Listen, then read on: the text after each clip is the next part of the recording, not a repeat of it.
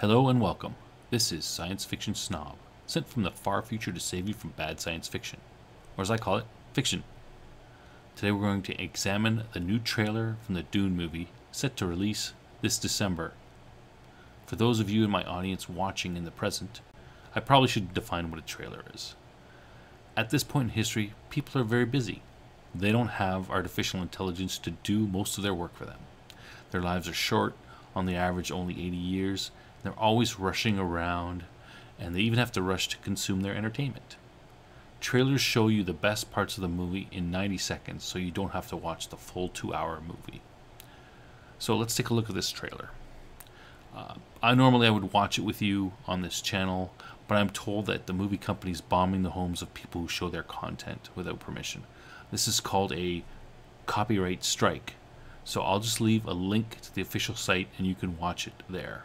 Those of you watching the present, the trailer should just play. I'll be back once the trailer's done and we'll go through it and talk about it. Dune trailer part 2, take 2. Okay, I hope you enjoyed the trailer. One small correction. Apparently a trailer is actually supposed to entice you to want to see the movie, not supposed to show you all the best parts of the movie. This is kind of like a subset of advertisement. At this point, artificial intelligence has not advanced to the point where it knows better than you what you like. You might be watching this content because AI knows that you will enjoy it. Ancient humans have to be convinced to like what they like. So let's begin with the trailer. I'm using the official trailer from the Warner YouTube site. It's 3 minutes, 4 seconds long. Please feel free to follow along. And I'm just going to get ready to press play and begin. Logos of the people who fronted the money.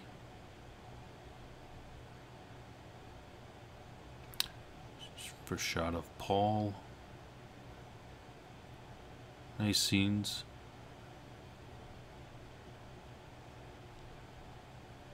Nice shot of the room, gives that sense of feeling some sort of battle. It's Caladan meeting with Bene Gesserit. Good scene. Good shot of Caladan. Gom Jabbar box, Bene Gesserit, and the Gom Jabbar.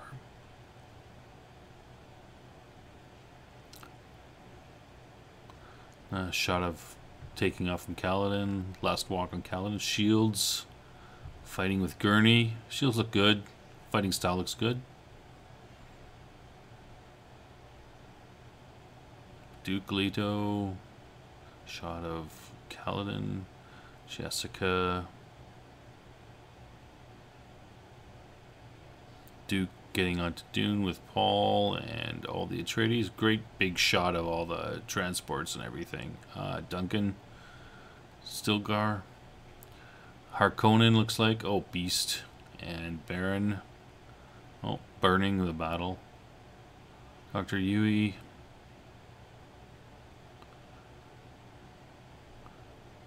Duncan fighting. The fighting style looks good, but I'm not sure if they're going slow in there. Or Bene Gesserit. Chiani, probably a vision dream sequence.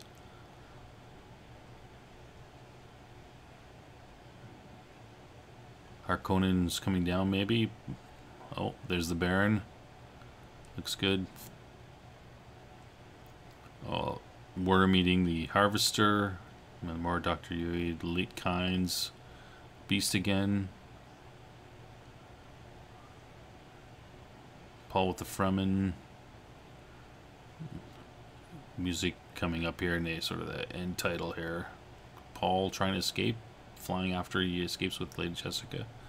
Well, that's a good grab of the sand with the spice. Paul looks a little older and more weathered, older there. Great shot. Oh, there must be a worm coming up. Yeah.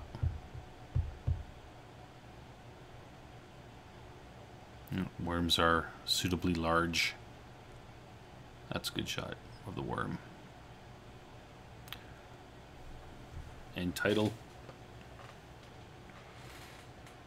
Looks good. Good trailer. So let's talk about my overall thoughts about the trailer. I'd say that it's good. I think it does, understanding that trailers are supposed to entice people to watch the movie, I'd say that it does its job effectively. Of course, those of us who know most about the story already are very familiar with it. I can pretty much pick out every piece of the trailer and know, where that comes in the book. So knowing it's not as exciting knowing, kind of knowing what's going to happen. But let's talk about a couple of my concerns that are either addressed or not addressed. First of all, the epic scale, the grandiose architecture. I think that's very good. That's one of the things I liked about Lynch's version of the movie, and I believe this still captures it. And I think that captures the essence of the universe as well. That's very important for the universe.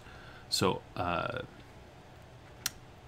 the beginning of the trailer has some dialogue from Paul. So I have a bit of a concern for that.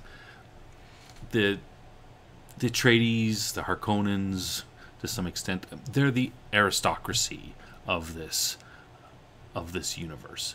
So they should be, if you have them speaking too much of what our now colloquialisms are, it takes away from the film. So, Paul's using a lot of contractions in that first little speech. That to me is not very aristocratic. You can argue about that, but I'll give an example. You don't hear the King of America talking about yo, what up, biatches, right? He should speak in a certain way. Those aristocrats, the high people of society, they should speak in a way that makes them it obvious that they are above the normal people. So I think that's a little too. That's not how I wouldn't have them using contractions for the most part. Trying to speak in a way that a duke's son would speak. So I see that as a little bit of a concern, not a big concern. I have to see the whole movie. Otherwise, Timothy Chalamet seems to fit the bill of what Paul would be like in his demeanor, everything like that, from what I see there. So it's a fairly minor complaint. My biggest complaint, I think, would be with the speech that the Bene Gesserit makes throughout the trailer. There's a reference to that, the Duke is losing his planet as if he's losing Caladan. Well, there's nothing in the books that suggests that anything on Caladan is wrong. This kind of suggests that maybe the Duke's leaving Caladan because he's messed things up there and he needs to get out before he gets overthrown or something. I mean, there's nothing like that from the book. In fact, the impression is the exact opposite of that. The Duke is, which makes it, makes the move more, impactful, because he's leaving a planet where he's beloved, and he's got a strong base, and he's going to a planet that is, an enemy planet. It's harsh. It's a place that he hasn't lived ever. There's bound to be tons of Harkonnen traps and people loyal to them still there. So that's what heightens the danger. So to suggest that, we know that the Duke's going to lose Dune, but to suggest that he's leaving Caladan, he's running away, I think that takes away from the storyline. Now, it's a trailer. Perhaps that's not part of the movie. Maybe this is just a speech that isn't even in the movie or anything. But I'm hoping we're not going to be going in that direction to suggest that, suggesting that the Duke was, isn't isn't powerful enough to keep things together. Sure, that's fine, but let's not pretend that he's doing a good job in his own little world on Caladan, and the Atreides are well loved there, and that just makes it more impactful for why they have to move. So anyway, overall, I'd say the trailer is good. It hits more positives than negatives, and the concerns I have are for the movie as a whole. As I said, sometimes you'll see things in a trailer that won't be in the movie, or especially dialogue. So we'll see what happens. I hope you have enjoyed this, my discussion of Dune and this trailer. Like and subscribe and all that other stuff that people do, and we'll see you next time.